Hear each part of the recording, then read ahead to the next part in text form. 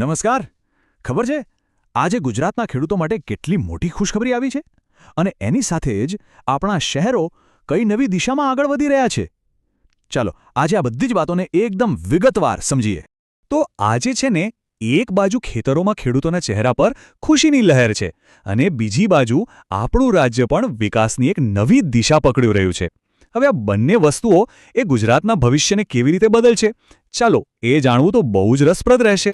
આપણે આગળ વધીને એ પહેલાં એક નાનકડી વાત. તમારો સાથ અને સહકાર જ અમને આવી અગત્યની માહિતી તમારા સુધી પહોંચાડવાની હિંમત આપે છે. તો અમારા આ પ્રયાસને ટેકો આપવા માટે લાઇક અને સબસ્ક્રાઇબ બટન જરૂરથી દબાવજો. તો ચાલો સૌથી પહેલાં વાત કરીએ આપણા ધરતીપુત્રોની. એમના માટે આજે શું ખાસ છે જોઈએ. જરા વિચારો એક ખેડૂત વિશે જેણે મહિનાઓ સુધી પરસેવો પાડ્યો હોય અને આજે એને એની મહેનતનું જાણે સોના જેવું ફળ મળી રહ્યું છે. રાજકોટ અને ગોંડલના યાર્ડમાં તો કપાસ અને જીરુના ભાવે બધા જ રેકોર્ડ તોડી નાખ્યા છે અને આ બધું થયું છે આંતરરાષ્ટ્રીય માંગને કારણે. આ તેજી સીધી જ ખેડૂતોના ઘરમાં સમૃદ્ધિ લઈને આવશે. 80%. આ આંકડો છે ને કોઈ નાની સૂની વાત નથી. આ તો ખેતીના ખર્ચમાં એક મોટી ક્રાંતિ લાવવાનો સંકેત છે. જુઓ કેવી રીતે. આ છે ખેતી સાધન સહાય યોજનાનો જાદુ. સરકાર છે ને ટ્રેક્ટર અને થ્રેશર જેવા નવા સાધનો પર 80% સુધીની 80% સુધીની જંગી સબસિડી આપી રહી છે. એટલે જો ખેડૂત મિત્રો સાંભળી રહ્યા હોય તો આજે જ આઈ ખેડૂત પોર્ટલ પર જજો અને અરજી કરી દેજો. સાચું કહો તો આ તક ખેતીને એકદમ સરળ અને વધારે નફાવાળી બનાવી દેશે. એક પછી એક સારા સમાચાર આવી રહ્યા છે, પણ કુદરતનું કંઈ નક્કી નહીં. હવામાન વિભાગ તરફથી એક ચેતવણી પણ છે.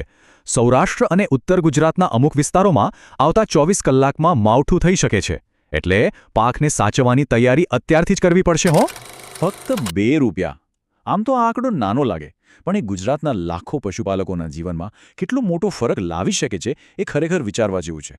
આ વધારો એટલે આપણા પશુપાલકોની દિવસ-રાતની મહેનતનું સન્માન. રાજ્યની મોટી ડેરીઓએ દૂધના ખરીદ ભાવમાં પ્રતિ લિટર ₹2નો વધારો કર્યો છે.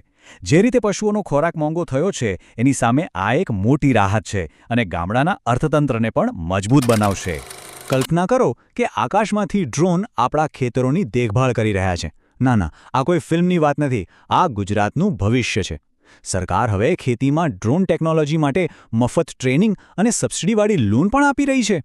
આનાથી ખેતી સ્માર્ટ, સુરક્ષિત અને વધુ ફાયદાકારક બનશે. સારું, તો આ તો થઈ ખેડૂતો અને પશુપાલકોની વાત.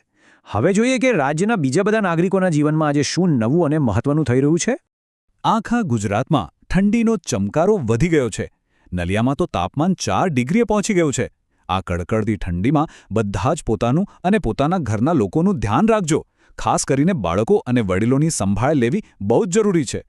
જરાય પરિવાર વિશે વિચારો, જે વ્યાજના ખપ્પરમાં ફસાયેલો છે. એમના માટે ગુજરાત પોલીસે એક મોટી રાહતનું કામ કર્યું છે. આખા રાજ્યમાં ગેરકાયદેસર વ્યાજખોરો સામે સ્પેશિયલ ડ્રાઇવ ચાલુ થઈ ગઈ છે. આ ખાલી એક પોલીસ કાર્યવાહી નથી, પણ દેવાના બોજ નીચે દબાયેલા પરિવારોને બચાવવાનું એક મોટું અભિયાન છે. અને હા, રાજ્યના લાખો વિદ્યાર્થીઓ માટે સૌથી મોટા સમાચાર. બોર્ડની પરીક્ષાઓની તારીખ જાહેર થઈ ગઈ છે. બસ હવે તમારી મહેનતને પરિણામમાં બદલવાનો સમય આવી ગયો છે. પૂરા જોશ સાથે તૈયારી કરજો. અમારી શુભેચ્છાઓ તમારી સાથે જ છે. વિચારો કેવું સારું લાગે ટ્રાફિક જામ વગર, શાંતિથી અને ફટાફટ પોતાની જગ્યાએ પહોંચી જવાય. અમદાવાદમાં મેટ્રોનો બીજો તબક્કો શરૂ થવાથી આ સપનું હવે હકીકત બની ગયું છે. આનાથી ખાલી સમય જ નહીં, પ્રદૂષણ પણ ઘટશે અને મુસાફરી એકદમ આસાન થઈ જશે.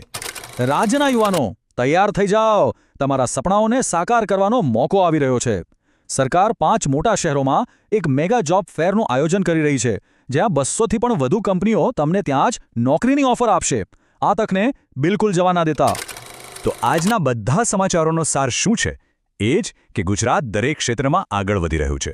ખેતરોથી લઈને શહેરો સુધી, સુરક્ષાથી લઈને સુવિધા સુધી અને ભણતરથી લઈને નોકરી સુધી દરેક જગ્યાએ એક પોઝિટિવ બદલાવ જોવા મળી રહ્યો છે અને આપણે સૌ આ વિકાસ યાત્રાનો એક ભાગ છીએ.